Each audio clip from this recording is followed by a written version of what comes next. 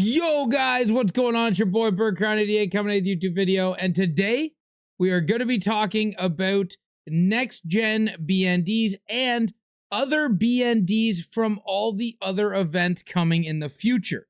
This is a recap Monday, and what we're recapping is what we have learned from collectibles, from BNDs, and I'm probably going to talk about this when the season 2 drops with those BND cards. But this is going to be just your 30 collectibles.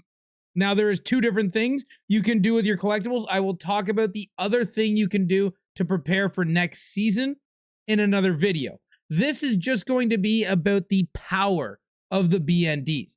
Before, BNDs used to be useless. They used to be something that if they didn't make your team, it didn't help you. It didn't do anything for you, and you were stuck with a card that did nothing, right? But now, with lineup combinations, now I know these are going away at the end of season 2 or at the end of season 1, but when season 2 comes out, there's going to be lineup combinations and BNDs will still fit in there. That's the point of the BNDs still being so good.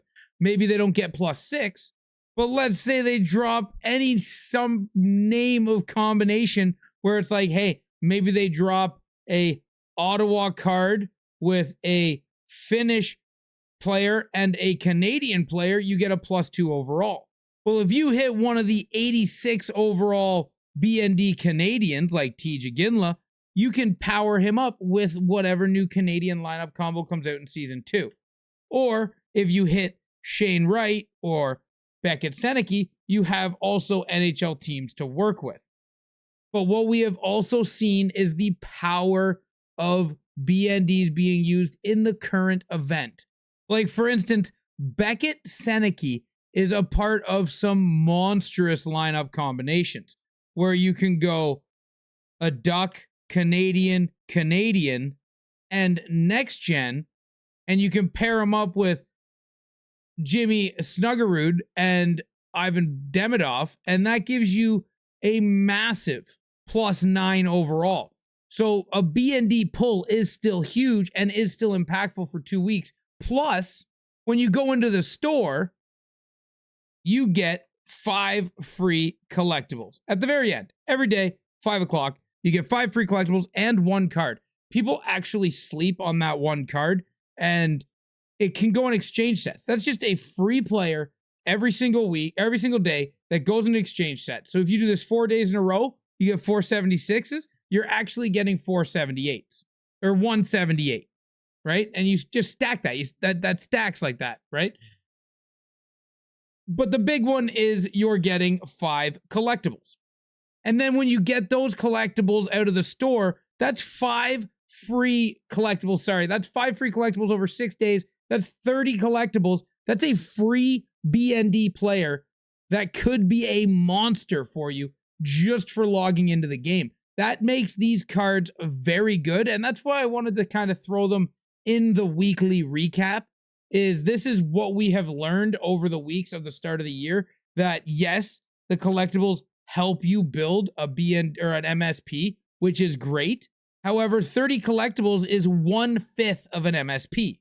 When getting 30 collectibles can get you an 86 overall BND that, who knows, could have monster lineup combos in season 2, making him a massive 92, 93, 94 overall card. We don't know how it's going to go, but BNDs gives you more cards in your collection to make a difference to your lineups. That's why I think the BNDs might be a great way to go, and I will showcase the cards over the year that could be monstrous BNDs for you to grab and why this set should be worth, or at least think about doing. Now, I am going to talk about this set tomorrow and how to get ready for season 2. I think that's beneficial in tomorrow's video for the end of a season event and using that fodder to prepare for the season to come.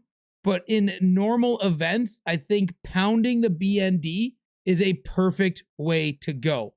Because we've seen it with the face-off event. Matthew Knies, BND, 85 overall, had a +6 combination, getting him up to a 91 overall, making that BND very usable for the entirety, pretty much, of season 1. At least over half of season 1, Matthew Knies was a beast for it. And then what's to stop them from using USA or the Leafs or a combination of both for more lineup combinations where that 85 Matthew Knies can still be pulled out of your collection and put on a line and turned into a beast. Remember, because he's an 85. You get 2 good lineup combos on him. He's into the 90s and he is competitive for a long time. We've done a lot of weekly recaps where we talk about the plateau or the hard stuck in ranked. And I'm going to talk about it when season 2 hits. But I wanted to move away from the ranked plateau for a little bit because one, we're coming into the end of season 1. So we're not really going to see anything shuffle until season 2 hits and we can see the ranked and how it plays out. At the start of season 2, you're not going to have to play all those elite players that made it to elite, diamond, and ultimate. They're going to start up there. Now you're only going to play people that made it to platinum. Maybe it's going to be more realistic. You're going to win more games. You're going to move up faster. But that's something we can talk about when season 2 hits. As for now, I didn't really want to talk too much about ranked or hut champs because we always talk about it. I wanted to take a minute to bring up what I have seen in patterns of the 30 collectibles, the BNDs, how important and valuable the BND cards are. And I just wanted to show you how you can use your collectibles other than just the build MSPs. I know MSPs can be fun, but so could 6 or 5 of these BND cards, because who knows what could happen to them throughout the way. Now, the reason I don't think next gen is something that you would do a BND on is mainly because there are 86s that don't have NHL teams and they have OHL, CHL, WHL teams. CHL is all of that, but they have CHL teams that can't be used in NHL lineup combinations other than their nationality. So that's why I think it'd be more beneficial to do what I'm going to talk about in tomorrow's video. But this video is just going over when season 2 drops. This is something you could do with your collectibles to grab BND cards to use them all season long. Because remember, the earlier you get those cards, the longer they will last, right? Because the lineup combos stay the entire season. So if you can get a good BND card early, you might see some bonuses out of it. But thank you guys for watching this video. I hope you did enjoy the recap on what I've noticed from sets. And until next time, ciao, ciao. You see Lily hit the stanky leg?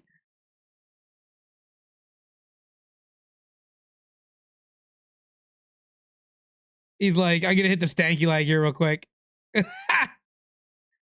the stanky leg, hit it. Hit it, hit it, hit it, hit it. The stanky leg, baby. Lily, you gem.